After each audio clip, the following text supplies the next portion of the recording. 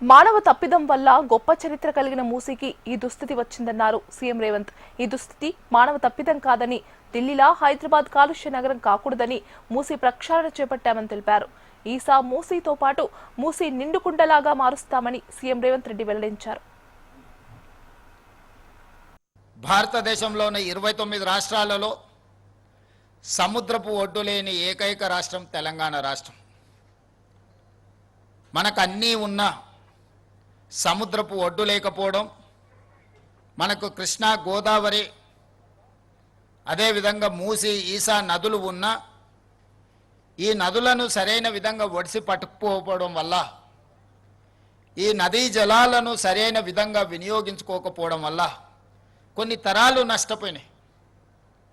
వీటిని వినియోగించకపోతే పర్వాలేదు, కానీ వీటిని కలుషితం చేసి కాలుష్యం వెదజల్లే పరిశ్రమలుగా ఈ నదులను మనం తయారు చేసినాం.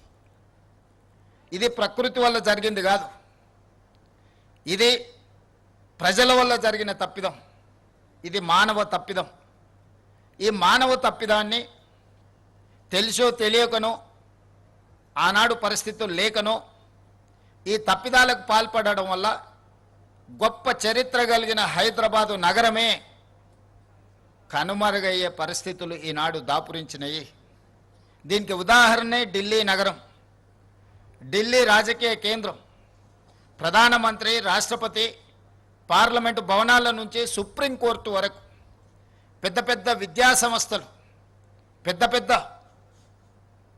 విదేశీ పెట్టుబడులు వచ్చిన ఢిల్లీ నగరం ఈరోజు ఆ నగరం వెదజల్లుతున్న కాలుష్యం వల్ల ఈరోజు ఆ నగరంలో జనజీవనం స్తంభించింది. వాహనాలను ప్రభుత్వమే నిలిపేసింది. పాఠశాలలను ప్రభుత్వమే బంద్ పెడుతుంది. ప్రభుత్వ కార్యాలయాలనే ప్రభుత్వం సెలవులు ప్రకటిస్తుంది. పార్లమెంటు కూడా సెలవులు ప్రకటించవలసిన పరిస్థితి వచ్చింది.